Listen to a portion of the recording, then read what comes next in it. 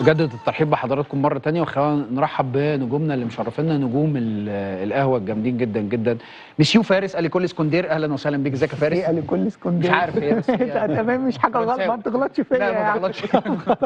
مساء الفل يا ميمو، اخبارك ايه؟ نور دايما. كله زي الفل؟ كله زي ازيك يا شابو؟ حبيبي يا امبراطور، عامل ايه يا دكتوره؟ الحمد لله في نعمه، ده ماشي كله حلو؟ كله حلو الحمد لله. لله. شهيمة جو جميل هادي خالص. هادي خالص.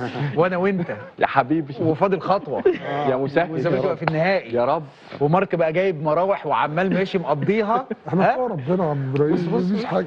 ماشيين جنب غلبان. الحيطة، خلينا ماشيين جنب الحيطة. انا ماشي جنب الحيط، احنا هنخسر برضه. بص انا استحاله اتنازل عن موقفي خصوصا معاك هنا. عشان ماشيه ماشيه معاك زبادي خلاط. ولا ماشيه ولا حاجه. ليه ماشيه؟ اتعرب والله. افتكر. منور يا مارك. نورك يا هيم. ربنا يبارك فيك يا رب. يا رب. لا انت اخر واحد مش دلوقتي. ازيك يا شادي؟ حبيبي يا هيما، عامل ايه يا ايه مدرسه؟ الاخبار؟ كله وحشنا تمام؟ يا ابو الاحباش. وانت يا هيما؟ كله تمام؟ الحمد لله. تقوم توزع عليهم فلوس عشان ما نتكلمش كتير. والله انا ما هتكلم كتير عشان متفقين ان الحفله عليك.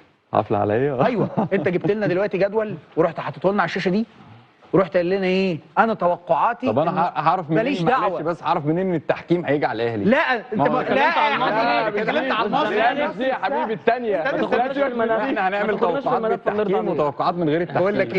بقول لك ايه؟ ترقصنيش. ما تبيعش الماء في حاره السقايين. انا قاعد لك يا باشا. انت قلت ان الزمالك هيتكعبل في اول ماتش ليه، وده تخيلي. رد عليك فارس قال لك لا لا لا لا صعب اللي انت وأنا بتقوله. برضو. رد عليك شادي قال لك لا لا لا لا صعب. الثلاثه اللي قاعدين دول ما قلت لك بيقولكش المصري حاجة. احسن بدايه لينا، خلاص. وانت قلت لي يكسبك. فراح الزمالك كسب المصري 4-1. بالظبط. تقول ايه بقى؟ عمرها ما حصلت. لا تقول ايه؟ تقول انا اسف، انا بعتذر، انا قول. ها؟ لا لا من غير اعتذار احنا مسامحينك. الزمالك ماشية معاه صغيرة حلاوة والله. والله، ماشية معاه. صعب ماتش جامد. لا 4 قدام المصري، يقول الحق. ماشية. لا فرقة طبعا محترمة وعاملة شغل كويس يعني السنة دي الصراحة مع الكابتن معتمد. لو هم قدروا ياخدوا يعني اي بطولة هتحسب لهم يعني. بس ان انا مكهربه. والله بعيدا عن اهلي انا والزمالك مختلف اكيد. مع حاجه، هو ماتش المصري هو اللي سهل، انما بقيه الماتشات مش سهل. لا بس هم برضو عاملين حالة. لا عملوا ماتش حلو. عاملين لا، لا. حالة وعاملين فرقة كويسة برضو يعني يستحقوا التحية اكيد يعني. طيب خلينا يعني هنتكلم على الزمالك ومكسب كبير جدا جدا، وفي بطوله وفي لعيبه رجاله في ارض الملعب. الحمد لله.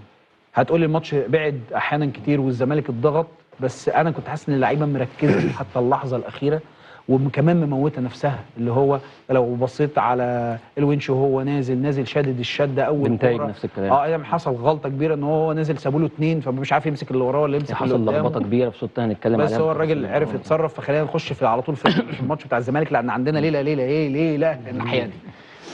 حبيبي يا كابتن، دلوقتي بالنسبه لماتش الزمالك، شباب بلوزداد عامه كفرقه بتبقى في العادي ان هم مش مقربين خطوطهم. يعني شباب بلوزداد لما بدا الماتش كان بيضغط بواحد على قلبين الدفاع، فدايما كان عندك حسام عبد المجيد ومحمد اسماعيل فاضيين.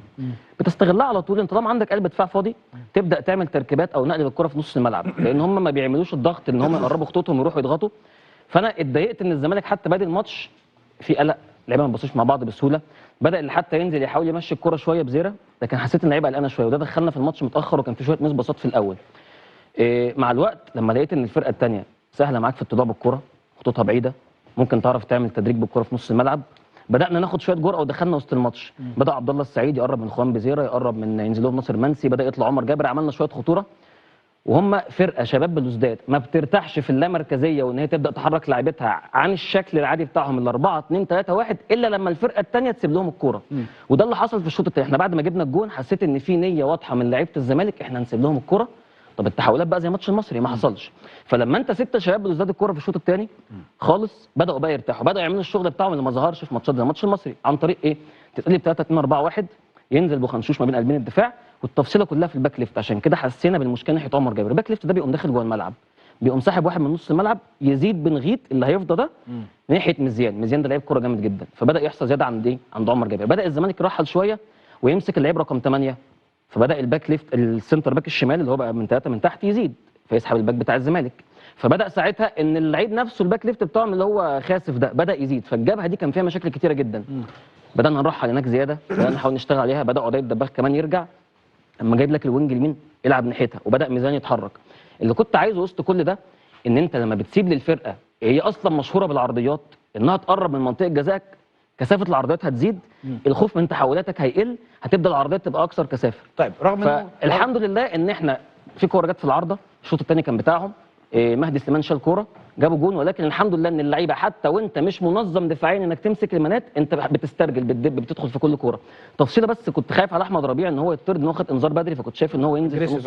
اجريسيف احمد ربيع وما كانش هادي وطلع كوره كتير غلط، وكنت شايف انه يخرج وينزل بنتائج وفتوح، بس طبعا الكابتن معتمد كانت هتبقى ريسك لو خرج ما هو يعني. فتوح يقف مكانه. طيب خليني اسالك جو، شفت ازاي الجول الباصه من فتوح لناصر لبزيره، واحده من يمكن من الاهداف الحلوه الملعوبه يعني. شابوني قال حاجه حلوه قوي، قال لك الزمالك دخل الجيم متاخر، وانا شايف ان ده طبيعي في اجواء في الملعب.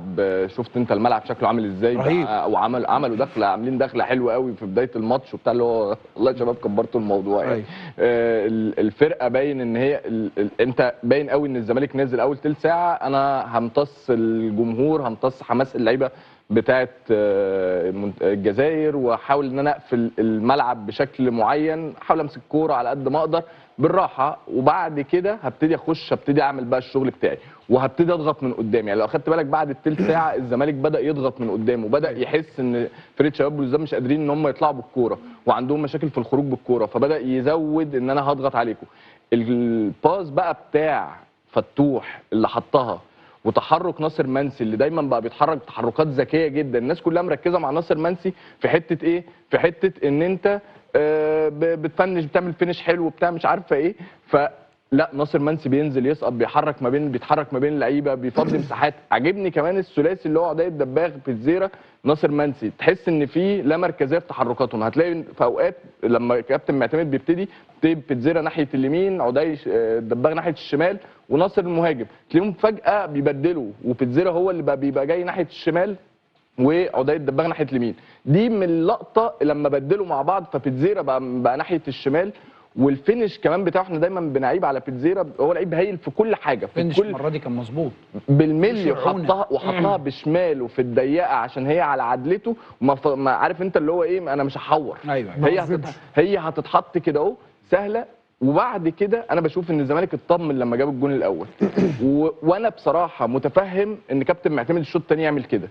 انت في ضغط مباراه كبير قوي، بقالك كذا ماتش، ومسافر من لسه مخلص ماتش المصري، مسافر على طول من برج العرب، طالع على الجزائر تلعب ماتش صعب، هترجع عندك لسه ماتش العوده.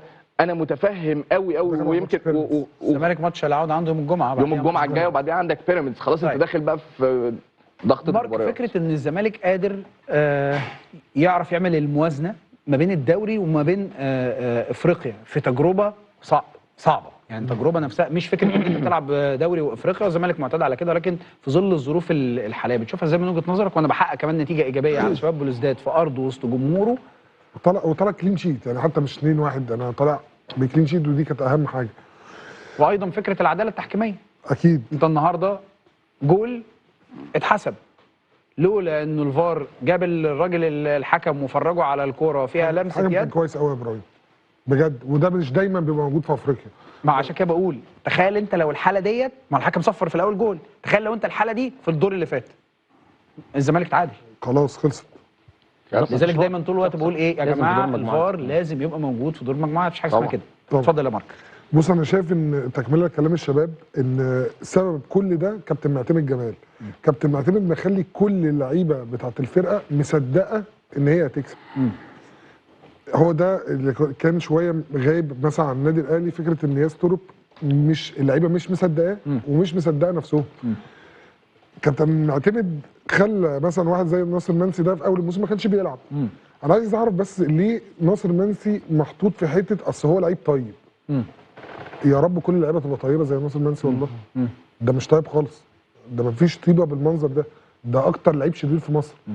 ناصر منسي مكسر الدنيا، صحيح، احسن فيرود بعيد عن اقرب منافسيه في مصر فيرود مصر. هل هو منتخب طبعا يعني اكيد خصوصا مصطفى بعيد قوي بقى له فتره، لازم ياخد حقه، اكيد منتخب يعني. لازم يبقى في المنتخب، لازم يعني لو كمل كده لاخر الموسم لازم يبقى موجود في كاس العالم. انت عندك لعيب ممكن ناصر منسي لما الكره تبقى سهله، عارف انت اللعيبه بيبقى واضحه قدامها، هتلاقي الدنيا ملعبكه معاه، لكن لعيب وان تاتش مرعب جوه ال 18 وبره ال 18، لعبه من لمسه واحده ناصر يقدر يحطك دايما في المقدمه. صحيح. ايه الحكايه؟ عايز تبتدي منين؟ عايز تبتدي من الكوره وضربه الجزاء، ولا من القرارات، ولا من المفروض اللي الاهلي يعمله؟ عايز ابتدي من عند اوسكار رويز، عايز يلا. بس